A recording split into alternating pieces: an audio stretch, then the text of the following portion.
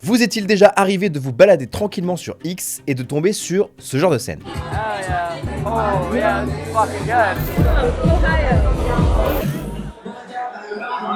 Lui, c'est Claviculaar. Vous le connaissez peut-être, c'est un influenceur ultra controversé, connu pour son physique hors norme, lié à la prise de produits et ses nombreuses polémiques. Tout ça se passe sur Kick, une plateforme de vidéo en direct qui ressemble presque en tout point à Twitch. L'interface, les abonnements, le chat et même les streamers. Tout se ressemble, sauf sur un point, la modération.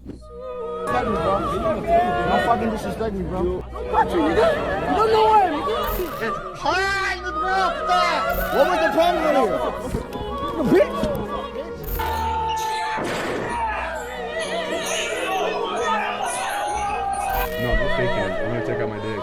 Am I gonna get caught banned for? Yo, you're a dickhead. You out of your fucking mind? I'm sorry, I'm autistic. Ici, on fait ce qu'on veut. On peut jouer à des jeux d'argent en ligne, dire des mots interdits, Nobody can get fucking banned. mais aussi montrer son corps, blasphémer une religion ou encore se battre dans la rue. The fuck is wrong with you, huh? Depuis peu de temps, Kick commence sérieusement à s'imposer sur internet, jusqu'à devenir un concurrent direct de Twitch. Avec sa très faible modération, Kick a pendant quelques temps été perçu comme la vitrine la plus sombre du streaming. Mais dans un environnement comme internet qui encourage toujours plus l'outrance et la controverse, Kick gagne du terrain et finit par se normaliser, sans jamais perdre ce qui fait sa noirceur. Ainsi, les incidents s'enchaînent dans une escalade qui laisse présager le pire. Malgré sa très relative modération, jusqu'où ira Kick ? Petite interruption façon ONG Standard. Salut, t'as 2 minutes? Si vous pouvez vous abonner et participer au référencement de cette vidéo, ce serait super cool. Bon allez, cette fois on y va, on traîne pas, on commence la vidéo. Alors je sais pas vous, mais avant le mois d'août 2025, je connaissais pas trop Kick. J'imagine que vous savez à quoi je fais référence. Il y a cet influenceur, ce live streamer Jean Portmanov qui est âgé de 46 ans et qui est une star de la plateforme vidéo Kick. Il est mort à l'issue d'une expérience pour le moins particulière au bout de 298 heures. Dans la nuit du 17 au 18 août 2025, le streamer français Raphaël Graven, connu sous le nom de Jean Portmanov, meurt en plein live après 11 jours de mauvais traitements et de violences infligées par ses potes. On t'écoute? Ouais, ça va. Jamais de JP. Après ce drame terrible, toute l'attention se porte sur Kick, la plateforme de live vidéo sur laquelle s'est déroulée la scène. Kick n'était pas vraiment connu de tous. Dans la tête de beaucoup de gens, quand on leur dit live, ils pensent à Twitch et à la limite YouTube, mais pas Kick. La question qui a fasciné les gens, c'est surtout de se demander comment un contenu qui est aussi violent, comme celui qu'on peut voir sur le compte Kick de Jean Portmanov, peut-il avoir fait partie des lives les plus regardés en France. Mais pour savoir où on met les pieds, essayons de comprendre comment Kick est né. Nous sommes en septembre 2022, les jeux d'argent en ligne sont très populaires sur les lives Twitch. Mais le leader incontesté du live décide d'interdire ce qu'on appelle le gambling, c'est-à-dire les jeux d'argent. Un des sites de paris d'argent les plus connus ferme, il s'appelle Stake. Pour Ed Craven et Bijan Terrani, les patrons de cette boîte, c'est globalement un coup de massue. Décision radicale, ils décident de créer une nouvelle plateforme de live vidéo. Et au passage, pour les 2-3 boomers qui ne savent pas ce qu'est un live vidéo, c'est tout simplement quand quelqu'un, qu'on appelle un streamer, allume sa caméra et diffuse le contenu en direct sur internet. Généralement, un public regarde et peut réagir avec ce qu'on appelle un chat. Donc pour en revenir à Stake, la nouvelle plateforme aura comme particularité d'autoriser les jeux d'argent, contrairement à Twitch. Forcément, pour les streamers privés de ce contenu, c'est une porte de sortie toute trouvée. Ils disent merci quoi. Je dis merci à la vie, merci. Pour ce qui est de la stratégie, l'idée c'est pas de devenir l'opposé de Twitch, c'est même l'inverse, ils vont carrément copier l'interface. Regardez le design des deux sites. Regardez la petite roue des réglages du chat, elle est exactement au même endroit. La seule chose qu'ils ont changé, évidemment, c'est la couleur. Et si jamais sur les deux sites, j'inverse les couleurs, on sait plus lequel. Ils ont copié Twitch point par point. Au début, Kick est simplement la nouvelle maison du casino, sauf que très vite les ambitions sont tout autres. L'objectif, c'est de devenir le paradis des streamers. La plateforme promet un partage d'abonnements différent de Twitch. Concrètement, quand un spectateur, qu'on appelle généralement viewer dans le jargon, s'abonne à une chaîne, il paie un montant mensuel et cet argent est ensuite partagé entre la plateforme et le streamer. Chez Twitch, pour la majorité des créateurs, le partage est autour de 50-50. Chez Kick, il est de 95% pour le streamer et 5% pour la plateforme. Vous comprenez pourquoi je parle de paradis des streamers. Et en plus, il y a très peu de publicité. Mais comme vous avez dû le comprendre, la vraie différence, c'est surtout la manière dont le contenu est modéré. En fait, comme on est bien plus libre sur Kick, ça va juste devenir l'endroit qui récupère tous les mécontents de Twitch, ceux qui donc ont été suspendus. Parmi les premiers, Adin Ross, l'un des créateurs les plus controversés de Twitch. Une fois arrivé sur Kick, le ton est donné. Il diffuse le Super Bowl en direct, il invite un pote qui monte son cul, fait prononcer le N-word à ses viewers et affiche du contenu Pornhub. The fuck do y'all wanna watch on here, bro? I don't support the shit. Mais ça c'est que le début. À ce moment-là, Kick reste une petite plateforme et concurrencer Twitch ressemble encore à une mission impossible. Alors quand un mec comme Adin Ross commence à faire parler de lui, la logique est simple, s'appuyer sur ce buzz pour faire monter la plateforme. Et pour ça, quoi de plus efficace que d'aller chercher les mecs les plus sulfureux du stream américain. En voici un petit florilège.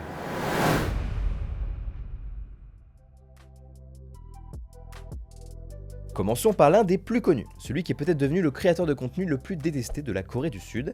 Il s'agit bien sûr de Johnny Somali, un streamer se revendiquant d'origine somalienne, ayant un passé malheureux d'enfant soldat, ce qui est complètement faux, en fait il vient juste des États-Unis. Selon le spécialiste des cultures numériques Tristan Mendes France, Johnny Somali a une particularité, il bâtit tout son succès uniquement sur la provocation. Bon, en fait lui son truc c'est d'aller dans des pays à l'opposé de la culture américaine et venir embêter les locaux. Il fait partie de cette panoplie de streamers qui kiffent aller dans des pays asiatiques comme le Japon par exemple, pour y faire n'importe quoi au point que le gouvernement finit par prendre ses précautions. Au début, Johnny Somali était sur Twitch. Il va à Tokyo dans un sanctuaire Shinto, un lieu sacré où les gens ont l'habitude de prier et de se recueillir, et il se met devant et mange un poulet.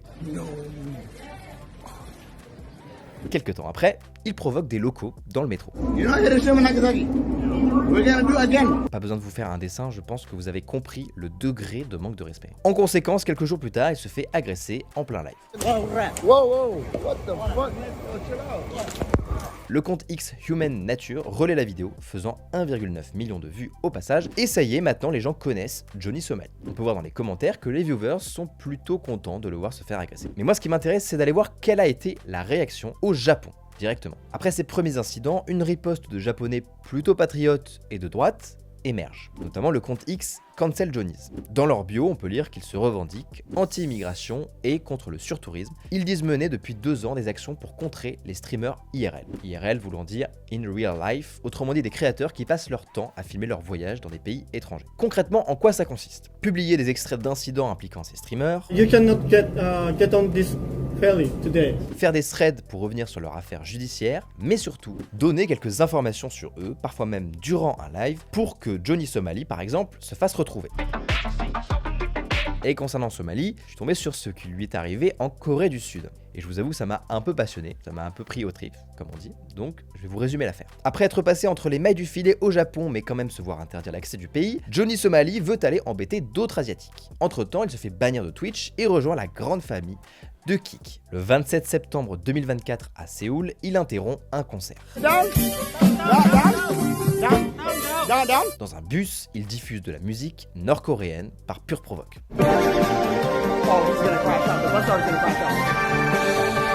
Mais ce qui a fait partie de ses plus grosses polémiques, c'est quand il s'est moqué de l'histoire de la Corée du Sud. À Séoul, il y a ce qu'on appelle des statues de la paix, pour rendre hommage aux femmes de réconfort. Les femmes de réconfort, en gros, c'est des esclaves sexuels qui servaient aux militaires du Japon. C'est donc un point évidemment sensible de l'histoire du pays. Et bien Johnny Somali va les voir et fait ça.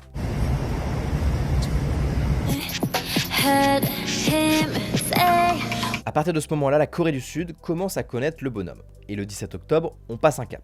Somali va dans un resto de nouilles et n'a plus aucun respect. Il boit de l'alcool alors que c'est interdit, il s'engueule avec la serveuse, l'insulte et renverse toute sa nourriture sur la table. Après ça, les Coréens se montrent bien moins conciliants que les Japonais. Ils vont pas trop se laisser faire. Fin octobre, il est agressé une première fois en plein live. Go to Johnny's Dream, we're gonna have a good time. Oh! 3 jours plus tard, autre agression, cette fois plus violente.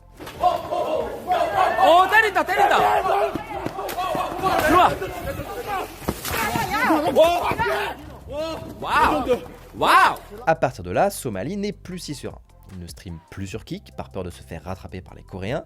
Mais attention, des comptes X de droitards asiatiques arrivent à retrouver ses lives sur sa chaîne secondaire YouTube. Le 30 octobre 2024, le compte Cancel Johnny publie sur X un extrait où Johnny Somali se filme devant un mur blanc, probablement pour qu'on ne puisse pas le repérer. Et bien sûr, mature comme il est, il ne s'excuse pas au sujet de l'épisode Femme de réconfort. You guys only saw me dancing with the statue. And honestly, if I could take it back, I won't. How about that? I'm not sorry. Entre-temps, un youtubeur coréen est à sa recherche. Depuis 3 jours en mode chasseur de tête. Il s'appelle Yoo Dal-gun. Son profil, ancien membre des forces spéciales navales coréennes et patriote, trouvant la justice trop laxiste son contenu YouTube consistant à dénoncer des criminels. Au moment où il découvre Somali 3 jours plus tôt, il a tout simplement envie de le tuer, selon ses dires. Dès le 27 octobre, il se met en route pour le retrouver, se basant sur les signalements de spectateurs. Et après 4 jours de traque, il arrive enfin à le retrouver. Comment ? Somali a laissé entrevoir une boîte à pizza dans un de ses lives. Voici leur rencontre au terme de 4 jours de cavale. Oh! Yo! Yo!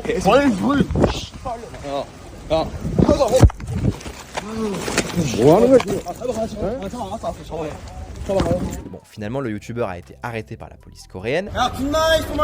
Et en novembre 2024, Somali est interdit de quitter le pays. En gros, c'est l'inverse d'une OQTF, quoi. Son procès pour l'ensemble de ces infractions a eu lieu début 2025. Somali est arrivé en retard à l'audience. La sentence définitive aura lieu bientôt, le 15 avril 2026.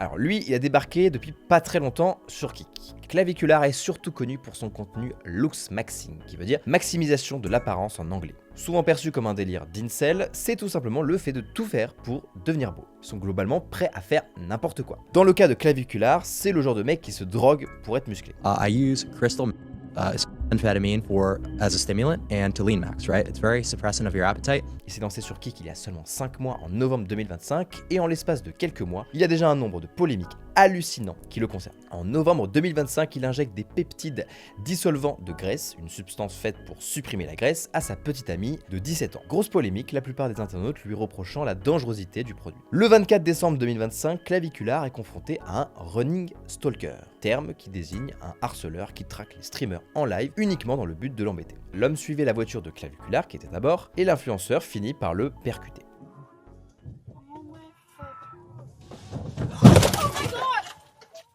Is he dead? I don't know.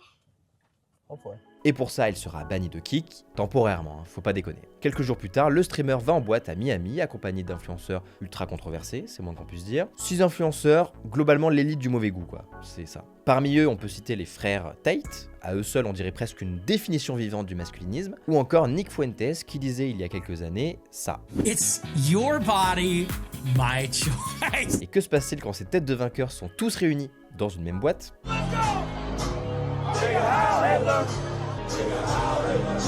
Et au-delà de ça, depuis quelques mois, il y a énormément d'extraits ultra gênants qui tournent sur le réseau social X. Des séquences qui reflètent plutôt bien le délire très tradi de Clavicular, en bon droitard qu'il est, mais du coup mauvais droitard. Hein.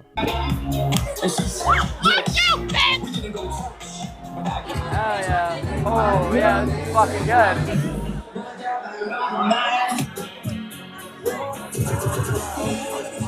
Oh, you guys wanna go have sex? Et enfin, la dernière polémique en date, à l'occasion d'un marathon de 30 jours sur Kik, Clavicular stream en Floride du Sud. Il fait un tour en bateau dans les marais de Floride. Avec ses potes, il tombe sur un alligator visiblement mort, et ni une ni deux, il vide son chargeur sur lui. Pour info, il est interdit de tuer ou blesser un alligator sans autorisation. Une enquête a été ouverte pour savoir si l'animal était bien mort au moment des faits.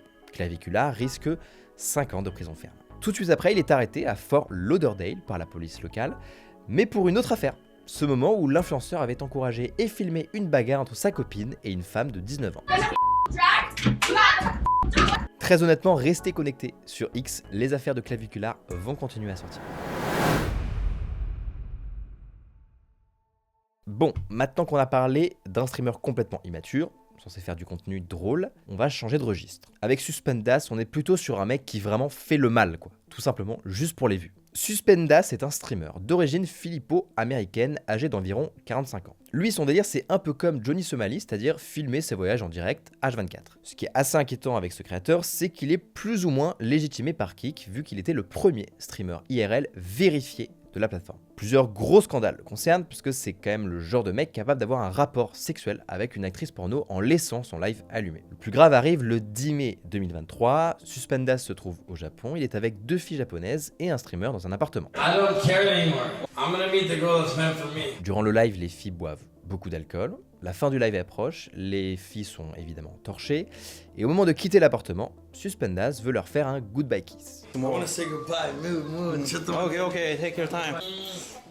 Oh my god. Il en fait un premier, puis revient pour en faire un beaucoup plus intime. Oh no, is it too sexy? La fille paraît clairement inconsciente. Autre épisode sordide, le 8 avril 2023, il est avec une femme et son enfant dans une chambre. Suspendus was live streaming like he normally does. There were girls, liquor, music, all of the usual stream elements. There was one unusual thing about it though. The woman that Suspendus was with had her child with her, which would normally cause any idea of a sexual encounter to go out the window, but not for Suspendus. Et à un moment, il tourne la caméra pour ne pas que les viewers voient ce qu'ils font. L'enfant n'a pas l'air d'avoir quitté la pièce, personne ne sait ce qu'ils font, mais l'ambiance générale semble indiquer qu'ils sont en plein moment d'intimité. Et fort de ses 48 000 followers, Suspendus ne fait pas vraiment partie des streamers peu connus de Kik. Et malgré son nom, il n'a jamais été suspendu. Des rumeurs disent même qu'il aurait déjà eu des contrats avec Kik. Ce serait un peu le doyen de la plateforme et donc un petit peu une espèce de préféré quoi. Bon, si vous avez tenu jusque là, accrochez-vous, j'ai encore quelques petits scandales à vous raconter. Parmi ces scandales, on peut encore citer la séquence d'une streameuse qui aime bien montrer son corps, du nom de Hi Hey It's Danny, le pseudo qui ressemble beaucoup trop à ça. Here's Johnny. Lors d'un live cuisine, elle met feu à sa maison. A noter que sa réaction et la réaction de son mec sont peut-être les pires réactions à avoir pour gérer ce genre de problème.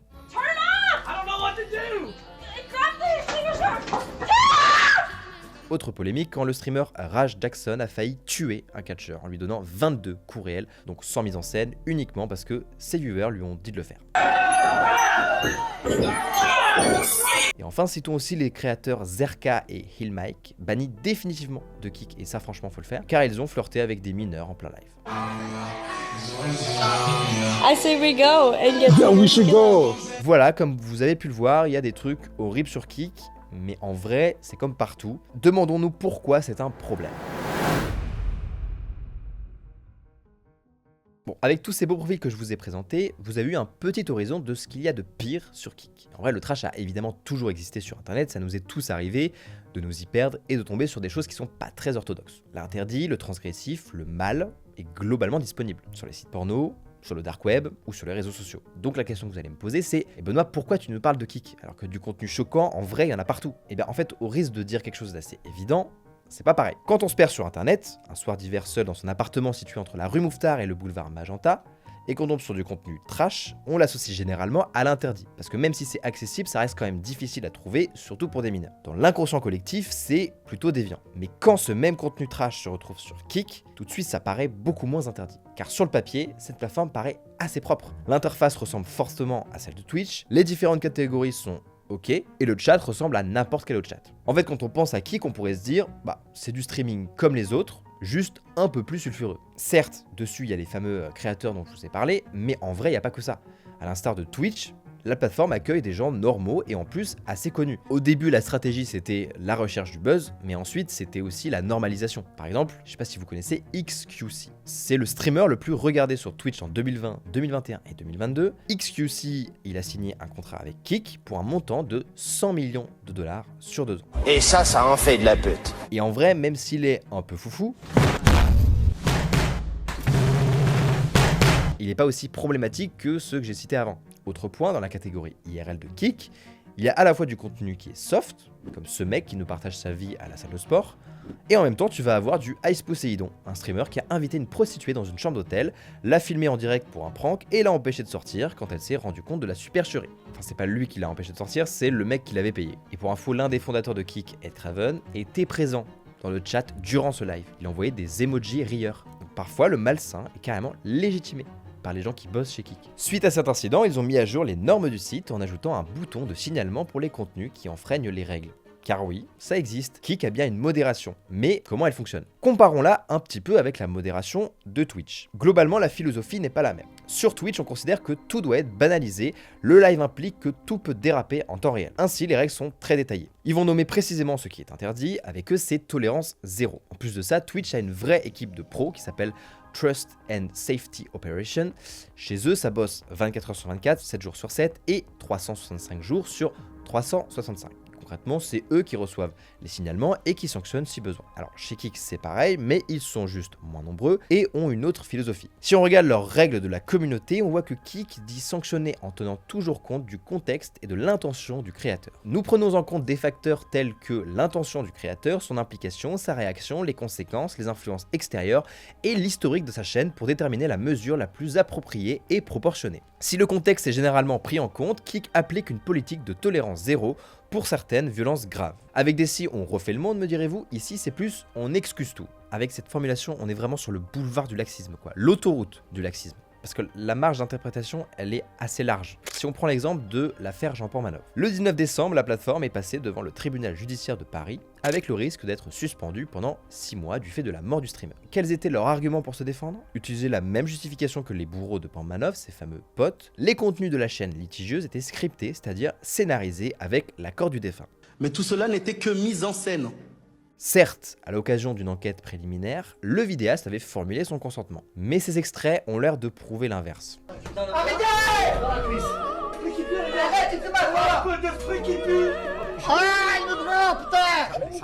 Maman, comment tu vas? Coincé pour un moment avec son jeu de mort. Là, ça va trop loin, elle a dit. Impression, être séquestré avec leur concept de merde. L'argument de l'intention permet juste de tout excuser.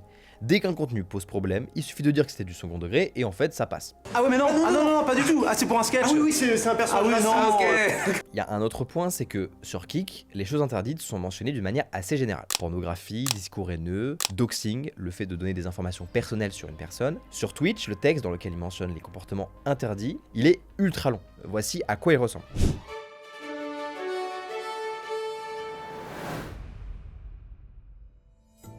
En regardant un petit peu ce qu'il y a sur Kik, j'étais assez étonné quand même de voir le succès que ont tous ces streamers qui sont toujours plus sulfureux les uns des autres. En France, la chaîne de Jean-Paul Manoff par exemple était la plus suivie et la plus regardée sur Kik. Suspendas, le prédateur sexuel, a 48 000 followers sur son compte. Pour rappel, Kik a 400 000 spectateurs moyens par jour, avec parfois des pics autour de 1 million. La question est donc la même que ceux qui se demandent pourquoi les spectateurs sont fascinés par l'horreur. Pourquoi on est fasciné par ce qui est dégoûtant ou horrible dans les films? Dans le cas de Kik, ce n'est pas l'horreur, mais plutôt l'interdit, le choquant, le transgressif. Parfois, c'est le violent qui prime. Jean-Paul Manoff qui se fait bloquer la thyroïde par exemple. Raj Jackson qui tabasse un catcheur, ou encore Johnny Somali impliqué dans des bagarres de rue. La violence et le malsain nous intéressent, mais pourquoi? Les psychologues Aaron, Becerra, Chabris et Borsuk ont voulu savoir s'il y avait un lien entre souffrance et plaisir. Ils ont infligé des légères brûlures à des volontaires et ont mesuré leur activité cérébrale. Qu'ont-ils constaté? Eh bien que la douleur est ressentie, mais le plaisir aussi. La douleur peut être une source de plaisir. Une zone de plaisir appelée noyau accumbens. À ne pas confondre avec ce son.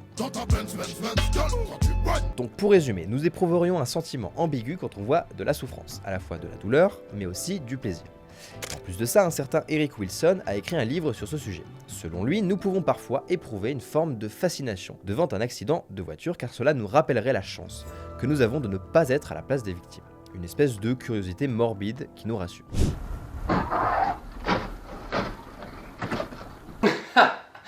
Énorme! Amazing!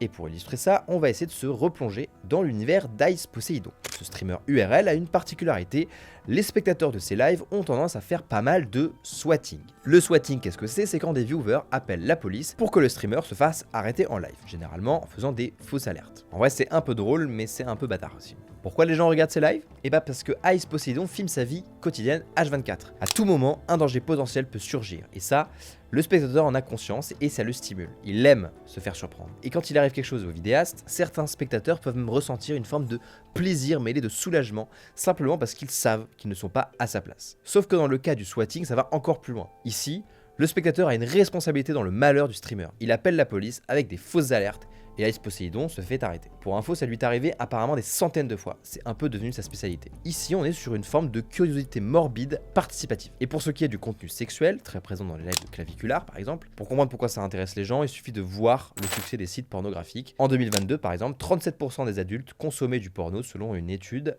de Médiamétrie.